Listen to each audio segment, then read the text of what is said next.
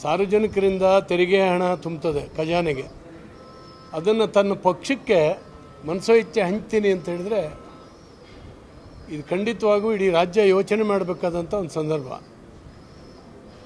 ಈಗಾಗಲೇ ಅವರ ಶಾಸಕರುಗಳು ಕೂಡ ನಮಗೆ ಅಭಿವೃದ್ಧಿಗೆ ಹಣ ಇಲ್ಲ ಅಂತೇಳಿ ಹೇಳಿ ಮುಖ್ಯಮಂತ್ರಿಗಳು ಮೈ ಮೇಲೆ ಬೀಳಲಿಕ್ಕೆ ಶುರುವಾಗಿದ್ದರು, ಅಪಸ್ವರಗಳು ಬರ್ತಾಯಿತ್ತು.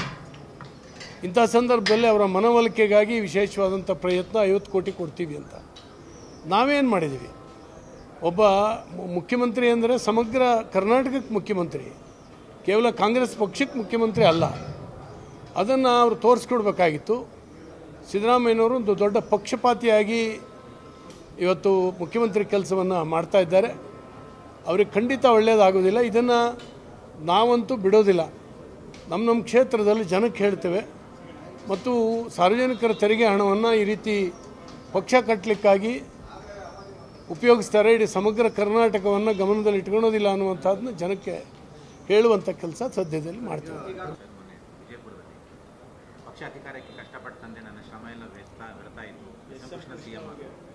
ಅದು ಕಾಂಗ್ರೆಸ್ಸಿನ ನಡವಳಿಕೆ. ಕಾಂಗ್ರೆಸ್ಸು ದಲಿತ ವಿರೋಧಿಯಾಗಿ ಭಾಳ ವರ್ಷದಿಂದ ಇದೆ. ಕಾಂಗ್ರೆಸ್ಸು ದಲಿತರನ್ನ ವೋಟ್ ಬ್ಯಾಂಕ್ ಮಾತ್ರ ಮಾಡ್ಕೊಂಡಿದ್ದೆ, ಅವರಿಗೆ ಅಧಿಕಾರ ಕೊಡಲಿಕ್ಕೆ ತಯಾರಿಲ್ಲ. ಖರ್ಗೆ ಅಂಥವ್ರು ಯಾವತ್ತೇ ಮುಖ್ಯಮಂತ್ರಿಗಳಾಗಬೇಕಾಗಿತ್ತು ಕಾಂಗ್ರೆಸ್ ಮೆಜಾರಿಟಿಗೆ ಬಂದಾಗೆಲ್ಲ.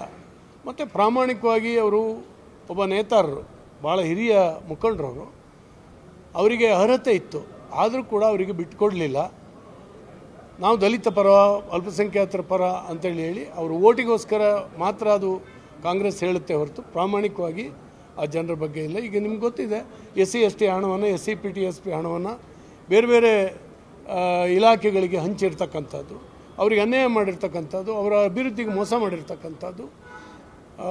ಯಾರೋ ಕೆಲವರು ಮುಖಂಡರ ಮೇಲೆ ಬರ್ತಾರೆ ಹೊರತು ಇಡೀ ಸಮುದಾಯ. ಅಂಬೇಡ್ಕರ್ ಅವರು ಹೇಳಿದ್ರು 10 ವರ್ಷದಲ್ಲಿ ನನ್ನ ಸಮುದಾಯ ಮೇಲೆ ಬಂದುಬಿಡುತ್ತೆ ರಿಸರ್ವೇಷನ್ ಕೊಟ್ಟರೆ ಅಂತ. ಅದನ್ನು ವಿಫಲಗೊಳಿಸಿದ್ದು ಕಾಂಗ್ರೆಸ್ಸೇ. ಅವರಿಗೇನನ್ನು ಕೂಡ ಕೊಡಲಿಲ್ಲ. ಹಾಗಾಗಿ ಖರ್ಗೆ ಅವರ ನೋವಿನಲ್ಲಿ ಅರ್ಥ ಇದೆ. ಈಗಲಾದರೂ ಅವ್ರನ್ನ ಮಾಡಲಿ ಅಂತ ನಾನು ಬಯಸ್ತೀನಿ. ಅವ್ರ ಮಗನಿಗೆ ಮಾಡ್ಬೋದಾ ಅಂತ ಸರ್, ಯಾರೊಬ್ಬ ಹರಿಜನ ಖರ್ಗೆ ಅವರು ಹಿರಿಯರಿದ್ದಾರೆ, ಅವರು ಅನುಭವಸ್ಥರಿದ್ದಾರೆ. ಅವರಾದರೆ ರಾಜ್ಯದ ದೃಷ್ಟಿಯಿಂದ ಒಳ್ಳೆಯದು. ಮತ್ತೆ ಯಾರು ಬೇಕಾದರೂ ಆಗ್ಬೋದು ಮುಖ್ಯಮಂತ್ರಿ ಆಗಲಿಕ್ಕೆ. ಈಗ ಅಧಿಕಾರ ಬಿಟ್ಕೊಡ್ಬೇಕು ಅಂತ ಹೇಳ್ತಾರೆ ಸರ್ ಸಿದ್ದರಾಮಯ್ಯ ಅವರು. ಸರ್, ಸಿದ್ದರಾಮಯ್ಯನವರು ಅಧಿಕಾರ ಬಿಟ್ಟುಕೊಡಲಿ. ಅವ್ರ ಅವಧಿ 2.5 ವರ್ಷ ಅಂತ ಅವ್ರು ಮಾತಾಡ್ಕೊಂಡಿದ್ದಾರೆ ಅಂತ ಈಗಾಗಲೇ ನಿಮ್ಮ ಮೀಡಿಯಾದಲ್ಲೂ ಬರ್ತಾ ಇದೆ. ಬೇರೆ ಬೇರೆ ಚರ್ಚೆ ಪ್ರಾರಂಭ ಆಗಿದೆ. ಬದಲಾವಣೆ ಆದಲ್ಲಿ ಖರ್ಗೆ ಅವ್ರನ್ನ ಮಾಡಿದ್ರೆ ಒಳ್ಳೆಯದು ಅಂತ. ಸರ್, ಶಿವಕುಮಾರ್ ಅವ್ರನ್ನ ಮಾಡಬೇಕು ಮಾಡಬಾರ್ದು ಅನ್ನೋದೇ ದೊಡ್ಡ ಚರ್ಚೆ.